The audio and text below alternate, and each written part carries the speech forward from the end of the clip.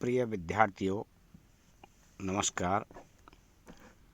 BCom part third में मैंने आपको इससे पहले बीमा के मूल आधार पुस्तक में से बीमा के बारे में जानकारी प्रदान की थी कि बीमा क्या है और बीमा का कब उद्भव हुआ, विकास हुआ और बीमा से क्या क्या हम प्राप्त कर सकते हैं और उसकी अर्थ परिभाषाओं के बारे में विस्तार पूर्वक आपको मैंने बताया।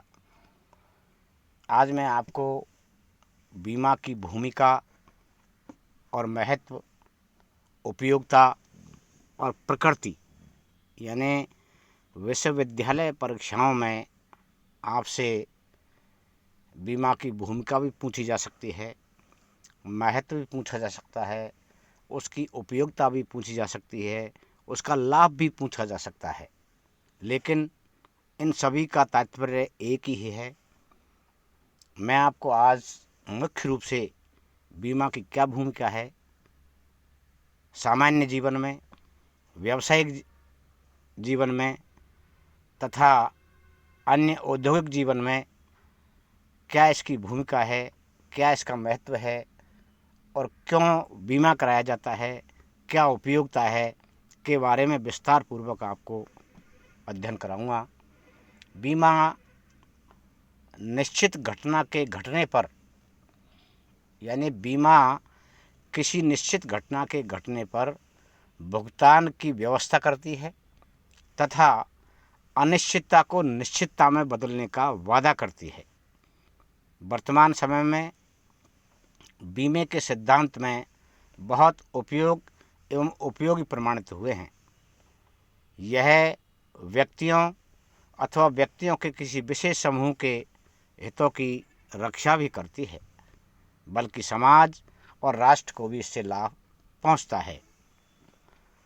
बीमा व्यवसाय के बढ़ते हुए महत्व को हम इस प्रकार से स्पष्ट करते हैं कि वर्तमान के युग में शहरीकरण एवं औद्योगिकरण की तीव्र गति से संपूर्ण बीमा मानसिक शांति तथा आर्थिक स्थायित्व और सुदृढ़ता के संदर्भ में अनिश्चितता के स्थान पर निश्चितता प्रदान करता है और भविष्य में होने वाली जोखिमों को कम करता है या संभावित हानि और क्षति से सुरक्षा प्रदान करता है। विश्व के अनेक वैज्ञानिकों ने इस संदर्भ में यहाँ तक कह दिया था कि यदि मेरा वश चले तो मैं द्वार द्वार पर यह अंकित करा दूं कि बीमा कराओ। इस प्रकार यह स्पष्ट है कि बीमा सामाजिक सुरक्षा प्रदान करता है और आर्थिक विकास में मार्ग प्रशस्त करता है।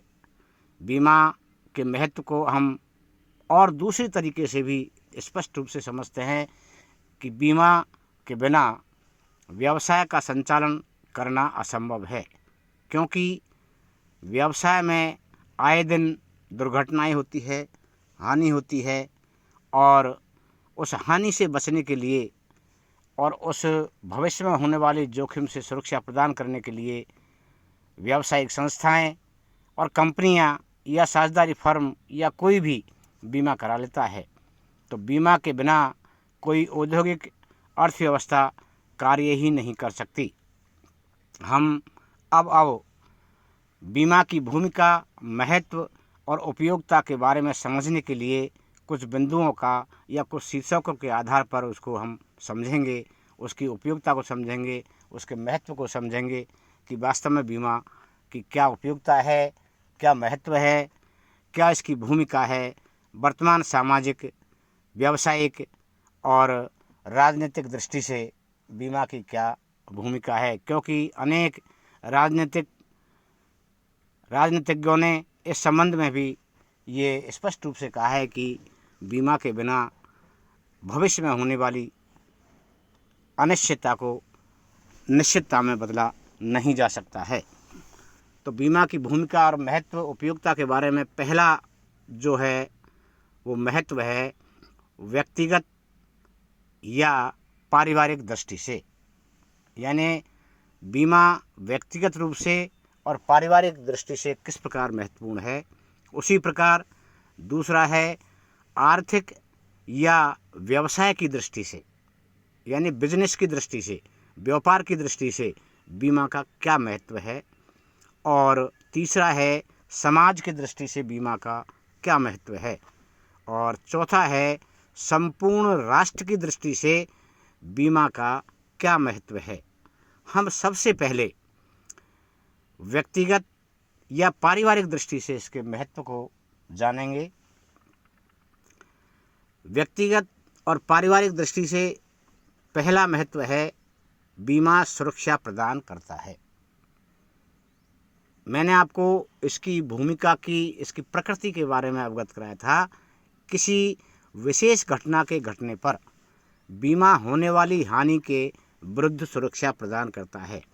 जीवन में व्यक्ति के सामने अनेक ऐसी दशाएं उत्पन्न होती है कि कभी कभी व्यक्ति की मृत्यु हो जाती है, अथवा बीमा की अवधि समाप्त होने पर बीमित राशि को भुगतान किया जाता है। समय से पूर्व व्यक्ति की मृत्यु होने पर परिवार को बहुत हानि उठानी पड़ती है और वृद्धावस्था में बीमा कंपनियां पर्याप्त भुगतान करती है। जीवन बीमा द्वारा समय से पूर्व मृत्यु होने पर या वृद्धावस्था के कष्टों के विरुद्ध सुरक्षा भी प्रदान करता है। अतः बीमा किसी निश्चित घटना के घटने पर सुरक्षा प्रदान करती है। संपत्ति के नष्ट होने, क्षतिग्रस्त होने या चोरी होने या गायब होने के द्वारा गायब होने पर बीमा कंपनियां बीमित व्यक्ति को हानि की सुरक्षा प्रदान करती है। अतः स्पष्ट है कि बीमा प्राय सभी क्षेत्रों में शुद्ध जोखिम को होने वाली हानियों की क्षतिपूर्ति करता है। व्यक्तिगत या पारिवारिक दृष्टि के महत्व में दूसरा है बीमा मानसिक शांति प्रदान करता है। सुरक्षा की दृष्टि से यह एक प्रमुख प्रेरणादायक तत्व है। यह ऐसी इच्छा है जो अधिक कार्य करने के लिए प्रेरित करती है। यदि यह इच्छा असंतुष्ट रहती है तो तनाव उत्पन्न होता है, जिससे अधिक प्रतिकूल प्रक्रिया होती है तथा व्यक्ति का कार्य में मन नहीं लगता है। हानि के विरुद्ध सुरक्षा रहने पर व्यक्ति उस हानि की चिंता से मुक्त रहता है। बीमा अनिश्चितता जोखिम को निश्चित भुगतान के रूप में बदलकर व्यक्ति को मानसिक शांति प्रदान करता है। यानी बीमा व्यक्ति की मानसिक शांति को प्रदान करता है कि भविष्य में कभी भी कोई आग लग जाए या तूफान आ जाए या दुर्घटना हो जाए या नुकसान हो जाए तो मानवीय नियंत्रण से बाहर हो जाए ऐसी चीज़ें, उस घटना के घटने पर व्यक्ति में निराशा और मानसिक कमजोरी उत्पन्न होती है, उनसे सुरक्षा प्रदान करता बीमा उनसे सुरक्षा प्रदान करता है। पारिवारिक एवं व्यक्तिगत दृष्टि से महत्व में बीमा निर्भरता समाप्त करता है। यानी परिवार के मुखिया की मृत्यु होने पर, संपत्ति नष्ट होने पर आदि पर परिवार पर एक बहुत ही बड़ी आपत्ति आ जाती है और जीवन यापन के साधन नष्ट हो जाते हैं। परिवार का जीना बड़ा कठिन हो जाता है। जीवन भर उसे परेशानियों का सामना करता पड़ता है और उसका जीवन स्तर गिरता रहता है, बल्कि उसकी दशा इतनी गिर जाती है कि सगे संबंधी, भाई बंद, पड़ोसी, मित्र आदि कोई भी उसकी सहायता नहीं करते हैं। ऐसी स्थिति में बीमा आर्थिक निर्भरता समाप्त हो जाती है। लेकिन यदि व्यक्ति या संपत्ति का बीमा करा लिया जाता है, आदमी का बीमा हो जाता है और उसकी संपत्ति का बीमा करा लिया जाता है, तो भविष्य में होने वाली दुर्घटना से बचने के लिए वह सहायता प्रदान करता है और बीमित राशि का भुगतान या वास्तविक हानि की पूर्ति करता है। इससे परिवार को आर्थिक कठिनाइयों से मुक्ति मिल जाती है। चौथा है जीवन बीमा से बचत को प्रोत्साहन मिलता है। पारिवारिक एवं व्यक्तिगत दृष्टि से बीमा के महत्व में केवल जीवन बीमा में ही सुरक्षा और विनियोग के तत्व पाए जाते हैं। अन्य प्रकार के बीमा में केवल सुरक्षा का तत्व ही पाया जाता है। वहाँ सुरक्षा भी होती है जीवन बीमा में और इन्वेस्टमेंट भी होता है। अधिकांश जीवन बीमा पॉलिसियों में बचत का तत्व होता है। बीमा द्वारा बचत के रूप में कुछ अतिरिक्त लाभ प्राप्त होते हैं, क्योंकि जीवन बीमा में नियमित प्रीमियम का भुगतान करना अनिवार्य है, इसलिए क्रमबद्ध बचतें भी इसमें होती रहती है। जीवन बीमा में जमा कराए गए प्रीमियम को निकालना आसान नहीं है। संपूर्ण जमा की गई राशि का भुगतान एक निश्चित अवधि के बाद अथवा बीमित की मृत्यु पर ही किया जाता है। बीमित की मृत्यु पर जीवन बीमा में बीमा कंपनी बीमित राशि का पूरा भुगतान करती है, चाहे पूरी राशि बचाई गई हो या नहीं, जबकि बैंक या डाकघर में केवल बचत को की राशि तथा उस पर ब्याज ही प्राप्त होता है। बीमा में प्रीमियम की अनिवार्यता या दबाव इतना अधिक होता है कि यदि बीमा पत्र धारक ग्रेस की अवधि तक भुगतान नहीं करता है तो उसका बीमा पत्र निरस्त होने का खतरा रहता है। इसलिए जीवन बीमा में बचत भी होती है और बचत के साथ साथ सुरक्षा भी प्रदान की जाती है। और पांचवा है जीवन बीमा लाभकारी विनियोग है। भारतीय जीवन बीमा निगम में ऐसे व्यक्तियों जो अपने कोषों का लाभकारी रूप से विनियोग करने के लिए अनिच्छुक या अयोग्य होते हैं, जीवन बीमा उनके धन के विनियोग का बहुत लाभकारी एवं सुरक्षित माध्यम है। बंदोबस्ती बीमा पत्र, बहुउद्देशीय बीमा पत्र विनियोग के कुछ अच्छे रूप है। जीवन बीमा में विनियोग के तत्व जैसे निश्चित बीमा, पूंजी निर्माण, कुछ अतिरिक्त आय के साथ पूंजी को लौटाना पर्याप्त रूप से पाए जाते हैं। एक व्यक्ति अपनी स्वयं की क्षमता के पर्याप्त सुरक्षा और लाभदायक से नियमित रूप से विनियोग नहीं कर सकता। जीवन बीमा इन सभी आवश्यकताओं को कम लागत पर पूरा करता है। बीमित रकम के साथ साथ जीवन बीमा में बोनस भी प्राप्त होता है। इसके अलावा इस पर आयकर तथा संपत्ति कर भी नहीं लगता है।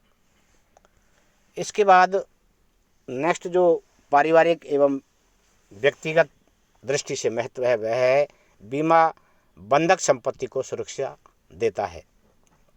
अक्सर ऋणी की मृत्यु पर ऋणदाता संपत्ति पर अधिकार कर लेता है।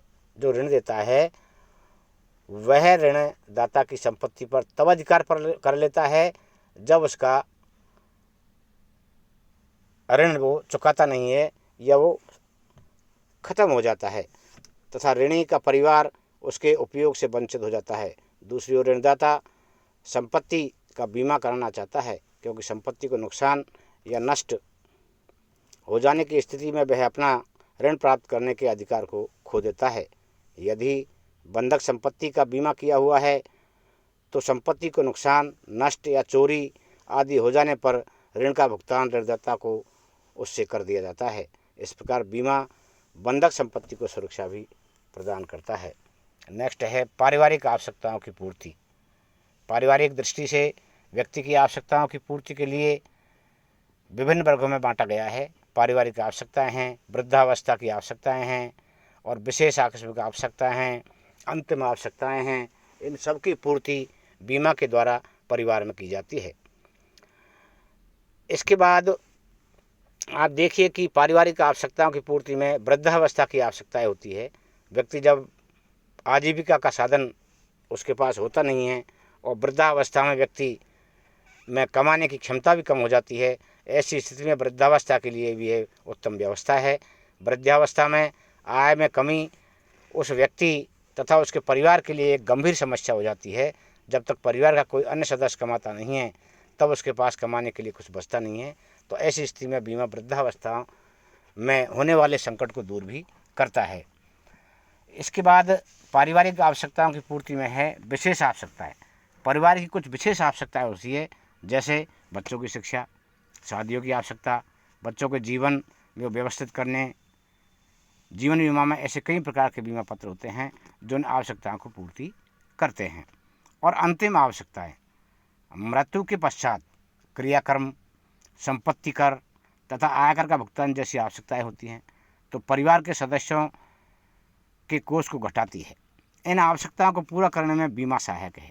बहुउद्देशीय बीमा पत्र, पूंजी शोध बीमा पत्र ऐसे बीमा पत्र है जो अंतिम आवश्यकताओं को भी पूरा करते हैं। ये मैंने आपको आज व्यक्तिगत या पारिवारिक दृष्टि से बीमा का जो महत्व है, पहला उपयोगिता है या उसकी भूमिका है के बारे में अध्ययन कराया। और अब मैं आपको बताना चाहता हूँ कि दूसरी जो महत्व है वह है व्यावसायिक उपयोगिता। उद्योग एवं व्यापार के लिए क्या महत्व है। बीमा का व्यावसायिक उपयोग और उद्योग एवं व्यापार जगत में इसका क्या महत्व है। बीमा उद्योग एवं व्यापार के लिए भी बहुत उपयोगी है। कुछ उपयोगिताएं इसमें दी गई है कि व्यापार एवं उद्योग के लिए कैसे ये उपयोगी है। पहली है, व्यापारिक हानियों की अनिश्चितता कम हो जाती है। बीमा के द्वारा व्यापार में होने वाली हानियों की अनिश्चितता कम हो जाती है। इसमें व्यापार, वाणिज्य और उद्योग के क्षेत्र में अत्यधिक भौतिक संपत्तियों का उपयोग किया जाता है। थोड़ी सी भी असावधानी या उपेक्षा से उसे भारी हानि का नुकसान करना पड़ता है।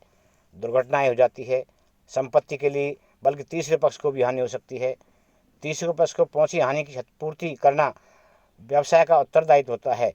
इस प्रकार व्यवसाय में बहुत बड़ी जोखिम हो जाती है। तो व्यापारिक हानियों को, अनिश्चितता जो होती है उसे कम करने के लिए भी बीमा बहुत उपयोगी है। बीमे से व्यापारिक कुशलता बढ़ती है।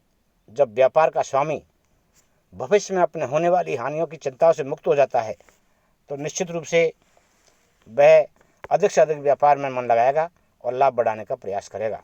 तो यह एक बीमा से व्यापारिक कुशलता भी आदमी की बढ़ती है। महत्वपूर्ण व्यक्ति की क्षतिपूर्ति। महत्वपूर्ण व्यक्ति वह विशेष व्यक्ति होता है जिसकी पूंजी, अनुभव, शक्ति, नियंत्रण की योग्यता, ख्याति, कर्मठ उसे व्यापार में बहुत अमूल्य संपत्ति बना देती है, जिसकी अनुपस्थिति से नियोक्ता की आय बहुत कम हो जाती है। यह स्थिति तब बनी रहती है जब तक उसका प्रतिस्थापन नहीं ढूंढ लिया जाता। ऐसे व्यक्ति की मृत्यु हो जाने पर या अयोग्यता हो जाने पर महत्वपूर्ण व्यक्ति की, तो उस संभावित हानि और आश्रितों को क्षतिपूर्ति देने के लिए पर्याप्त व्यवस्था बीमा के द्वारा ही की जा सकती है। और व्यापारिक एवं उद्योग व्यापार के लिए महत्व है साख में वृद्धि। बीमा से व्यक्तियों और व्यवसायों की साख में वृद्धि होती है। उन्हें ऋण प्राप्त करने में कठिनाई नहीं होती है।